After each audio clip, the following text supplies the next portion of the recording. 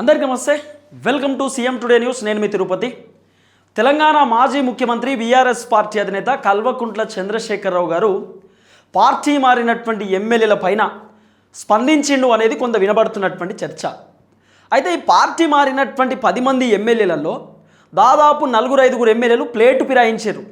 ఇప్పుడు ఆ ఎమ్మెల్యేలు చెప్తున్నటువంటి మాట ఏంటంటే, మేము ఇంకా బీఆర్ఎస్లోనే ఉన్నాం, బీఆర్ఎస్లోనే కంటిన్యూ అవుతున్నాం, కేసీఆర్ నాయకత్వంలోనే పనిచేస్తున్నాం, బీఆర్ఎస్ పార్టీ జెండానే మోస్తున్నాం, బీఆర్ఎస్ పార్టీ ఎమ్మెల్యేలం, మేము కాంగ్రెస్ పార్టీలోకి పోలేదు, మేము రేవంత్ రెడ్డిని కలవడానికి గల కారణం కేవలం మా నియోజకవర్గ అభివృద్ధి కోసం కలిసినాము.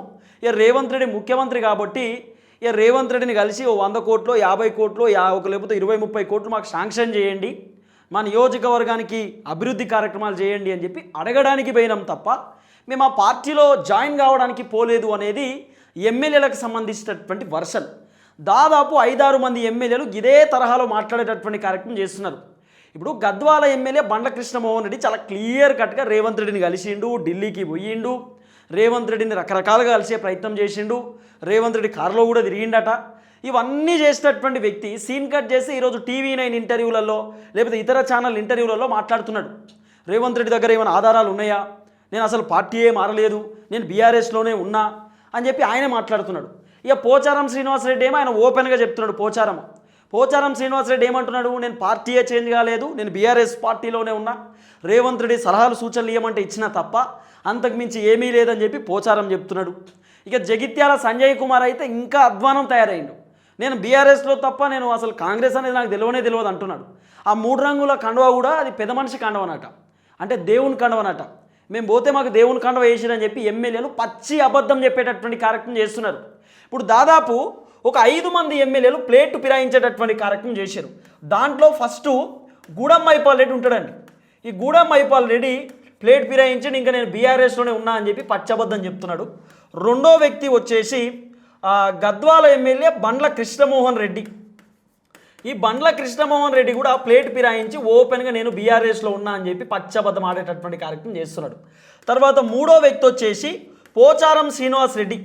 ఈ పోచారం శ్రీనివాస్ రెడ్డి కూడా ఈయన కూడా సేమ్ పచ్చబద్ధం ఆడేటటువంటి కార్యక్రమం చేస్తున్నాడు. తర్వాత పోచారం శ్రీనివాస్ రెడ్డితో పాటు ఇంకో వ్యక్తి, ఆయన ఎవరు, తెల్లం వెంకట్రావు అని చెప్పి ఉంటాడు. ఈ తెల్లం వెంకట్రావు అంటున్నాడు, అసలు వాస్తవానికి కాంగ్రెస్ పార్టీలో మొట్టమొదటిసారి వేయినటువంటి వ్యక్తి ఈ తెల్లం వెంకట్రావు, భద్రాచలంకి సంబంధించినటువంటి MLA. Tellam Venkatrao BRS party నుండి కాంగ్రెస్ పార్టీలో జాయిన్ అయ్యి ఈరోజు చెప్తున్నాడు, లేదు నేను బీఆర్ఎస్లోనే ఉన్నా, నేను కాంగ్రెస్ కార్యక్రమాలకు ఎడికన్నా పోయినా, కాంగ్రెస్ పార్టీ సభలకు పోయినా, మీటింగ్లకు పోయినా, రేవంత్ రెడ్డిని ఎప్పుడైనా కలిసినా అని చెప్పి పచ్చి అబద్ధం ఆడేటటువంటి కార్యక్రమం చేస్తున్నాడు ఈ వ్యక్తి. ఓసారి వీళ్ళ గురించి కొంత మీరు డీటెయిల్ అనాలిసిస్ తెలుసుకుంటే వీళ్ళు ఎంత దారుణమైనటువంటి వ్యక్తులు అనేది నేను మీకు చూపిస్తా. ఎవరు, ఈ తెల్లం వెంకట్రావు అనేటటువంటి వ్యక్తి. ఈ తెల్లం వెంకట్రావు రేవంత్ రెడ్డి నేను కలవలేదు అనేటటువంటి ఒక పచ్చి అబద్ధం చెప్తున్నాడు కదా. ఈ తెల్లం వెంకట్రావు ఏం చేసినో చూడుర్రి. తెల్లం వెంకట్రావు చూడుర్రి, ఇక ఈయన పర్ఫార్మెన్స్ మీకు చూపిస్తా. తెల్లం వెంకట్రావు పర్ఫార్మెన్స్. ఈయన బీఆర్ఎస్ పార్టీలో గెలిచిండు. పొంగులేటి శ్రీనివాసరెడ్డి ఉమ్మడి ఖమ్మం జిల్లాకు సంబంధించినటువంటి బిడ్డ కదా. తెల్లం వెంకట్రావు భద్రాచలానికి సంబంధించినటువంటి వ్యక్తి కదా. ఇగో తెల్లం వెంకట్రావు. ఈ తెల్లం వెంకట్రావు రేవంత్ రెడ్డిని కలిసిండు, కండువా కప్పించుకున్నాడు. తర్వాత ఇక్కడ పొంగులేటి శ్రీనివాసరెడ్డి ఉన్నాడు, వీళ్ళందరూ ఉన్నారు. నేను కలవలేదండి అంటున్నాడు. ఇగో ఈ ఫోటో కాదా, రేవంత్ రెడ్డిని కలిసి ఏదో ఇన్విటేషన్ ఇచ్చిందో ఏదో దరఖాస్తు పెట్టుకున్నటువంటి ఫోటో కాదా. తెల్లం వెంకట్రావు బీఆర్ఎస్లోనే ఉన్నా అని పచ్చి అబద్ధం, మామూలు అబద్ధం కాదు, ఒక భయంకరమైనటువంటి అబద్ధం చెప్పే కార్యక్రమం చేస్తున్నాడు. ఇగో తెల్లం వెంకట్రావు, పొంగులేటి శ్రీనివాసరెడ్డి, కోమటిరెడ్డి వెంకటరెడ్డి, రేవంత్ రెడ్డి. ఈ ఫోటోలు కావా? ఇంకా బుద్ధి లేకుండా ఎట్లా చెప్తారు నేను అదే పార్టీలో ఉన్నా అని చెప్పి? ఎట్లా మాట్లాడతారు? ఇంకా ఎట్లా మాట్లాడబుద్ధి అవుతున్నది? ఇగో నేను బీఆర్ఎస్లో చేరడం లేదు, ఆ క్లారిటీ ఇచ్చిండు. మరి దేంట్లో ఉన్నట్టు? కాంగ్రెస్లో ఉన్నట్టే కదా. ఇంకా కాంగ్రెస్లో లేనని చెప్పి ఎందుకు అబద్ధం చెప్పడం? తెల్లం వెంకట్రావు ఇట్లనే. ఇక మీకు గద్వాలకు సంబంధించినటువంటి ఎమ్మెల్యే బండ్ల కృష్ణమోహన్ రెడ్డి. బండ్ల కృష్ణమోహన్ రెడ్డి ఈయన చూడుర్రిగా.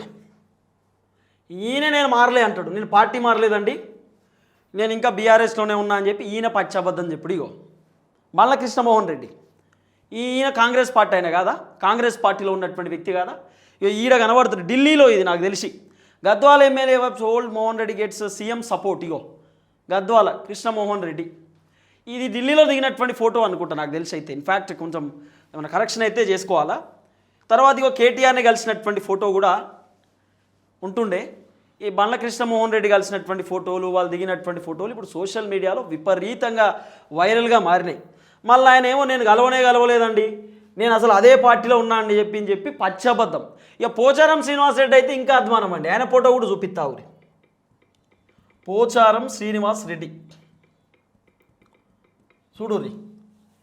ఈ పెద్ద మనిషి కూడా, ఈ పోచారం శ్రీనివాస్ రెడ్డి అనేటటువంటి వ్యక్తి కూడా ఈయన కూడా కాంగ్రెస్ పార్టీలో పోయినటువంటి వ్యక్తే కదా. సో మరి ఎట్లా నేను కాంగ్రెస్ పార్టీలో పోలేదని చెప్పి ఎట్లా చెప్తున్నాడు? ఈ చూడండి, పోచారం శ్రీనివాస్ రెడ్డి వాళ్ళ ఇంటికి రేవంత్ రెడ్డి పోయి కండువా కప్పిండు, బొకే ఇచ్చిండు, సిగ్గు శరం అంతా గాలికి ఇడిచిపెట్టిరు ఎమ్మెల్యేలు, పార్టీ మారినటువంటి వ్యక్తులు. బుద్ధి లేకుండా మాట్లాడుతున్నారండి. ఇంకా మేము బీఆర్ఎస్లో ఉన్నామని చెప్పి పచ్చి అబద్ధం చెప్పే కార్యక్రమం చేస్తున్నారు. ఇప్పుడు వీళ్ళు మాట్లాడిన మాటలకు కేసీఆర్ రియాక్షన్ ఇచ్చిండు, కేసీఆర్ స్పందించిండు. కేసీఆర్ వర్షన్ ఏంటంటే, ఆల్రెడీ గతంలోనే పార్టీలోకి జాయిన్ కాకంటే ముందు ఎమ్మెల్యేలకు చెప్పినట్టు కేసీఆర్ 2023 డిసెంబర్ అయితే ఆయన ఫిబ్రవరిలో చెప్పిండట, ఇప్పుడు ఎవరైనా పార్టీ మారాలనే ఆలోచన ఉంటే మళ్ళీ నా పార్టీలోకి రానియా అని చెప్పిండట. చాలా క్లియర్ కట్గా ఎవరైనా పార్టీ మారాలనుకుంటే, బీఆర్ఎస్ పార్టీలో ఉన్నటువంటి ఎమ్మెల్యేలు కాంగ్రెస్ పార్టీలో పోవాలనుకుంటే మళ్ళీ నేను మాత్రం నా పార్టీలోకి తీసుకోను, ఒక్కసారి నన్ను కాదని బయటికి పోతే మళ్ళీ లోపలికి వచ్చాడు ఉండదు అని చెప్పి కేసీఆర్ చాలా క్లియర్ కట్గా చెప్పిండు. ఈరోజు ఈ పార్టీ మారినటువంటి ఎమ్మెల్యేలలో 2-3 ఎమ్మెల్యేలు ప్లేట్ ఫిరాయించి కొంతమంది మాట్లాడుతున్నారు, చెప్తున్నారు. ఎవరికి చెప్తున్నారు? కేటీఆర్ని కలవడానికి, హరీష్ రావుని కలవడానికి రకరకాల ప్రయత్నాలు చేస్తున్నారు. కానీ కేటీఆర్, హరీష్ రావు యాక్సెప్ట్ చేస్తలేరు. కేసీఆర్కి కొంతమంది లీడర్లు చెప్పారట, సార్ మన పార్టీ నుండి కాంగ్రెస్ పార్టీకి పోయినటువంటి ఎమ్మెల్యేలు మళ్ళీ రానికి రెడీగా ఉన్నారు, తీసుకుందామా అంటే కేసీఆర్ గెట్అవుట్ అన్నాడట. నో ఛాన్స్, అస్సలు 1% వద్దు. పార్టీ మారిన ఎమ్మెల్యేలు అట్లనే ఉండాలా, ఉప ఎన్నికలు రావాల్సిందే, మళ్ళీ మనం పోటీ చేయాల్సిందే, మనం ఏందో చూపించుకోవాల్సిందే. ఆ ఎమ్మెల్యేలు మళ్ళీ మనకు వద్దు.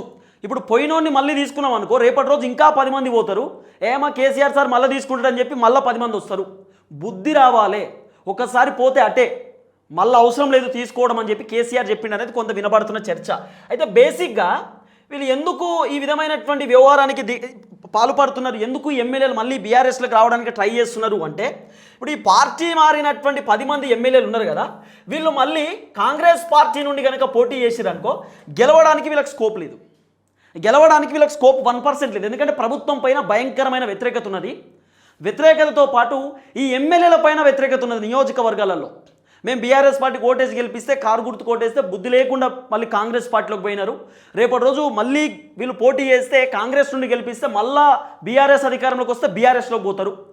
అంటే వీళ్ళు జంపింగ్ జపాంగు బ్యాచ్, వీళ్ళని మనం నమ్మొద్దు అని చెప్పి ఎమ్మెల్యేలను నమ్మే పరిస్థితి కూడా లేదు ఇలా నియోజకవర్గ జనం. తర్వాత పబ్లిక్ కూడా అంటున్నారు, మీరు బీఆర్ఎస్ కాదని చెప్పి కాంగ్రెస్లోకి వచ్చారు, మరి కాంగ్రెస్కి వచ్చినాక ఏం అభివృద్ధి జరిగింది, ఏం జరిగింది, మరి దీనికి మీరు చెప్పాలా, సమాధానం చెప్పాల్సిన బాధ్యత ఉంటుందని చెప్పి వీళ్ళు అడుగుతున్నారు జనం. ఎమ్మెల్యేలు సమాధానం చెప్పే పరిస్థితి లేదు. కానీ కేసీఆర్ చాలా షాకింగ్ రియాక్షన్ ఇచ్చిండు ఈ ఎమ్మెల్యేల పైన. మేము ఇంకా బీఆర్ఎస్లోనే ఉన్నాము అన్నప్పుడు కేసీఆర్ చెప్పిండట, వీళ్ళు బీఆర్ఎస్లో లేరు, వీళ్ళందరూ కాంగ్రెస్ పార్టీలో ఉన్నారు. మొన్ననే రేవంత్ రెడ్డిని కలవనీకి పోయిర్రు, సభలలో మీటింగ్లలో పాల్గొన్నారు, మీడియా ఛానల్స్ ముందుకు కాంగ్రెస్ కండువాలు వేసుకుని వచ్చిర్రు. మా పార్టీకి 10 మంది ఎమ్మెల్యేలకు ఎటువంటి సంబంధం లేదు, అనర్హత వేటు పడాల్సిందే, ఉప ఎన్నికలు రావాల్సిందే, మళ్ళీ పోటీ చేస్తాం, మళ్ళీ మేమే గెలుస్తామని చెప్పి కేసీఆర్ ఓపెన్ స్టేట్మెంట్ ఇచ్చిండు అనేది కొంత వినబడుతున్న చర్చ. అంటే ఓ రకంగా చెప్పాలంటే ఒక బాంబు వేల్చిండు కేసీఆర్ ఆయన మాట్లాడిన మాటల పైన.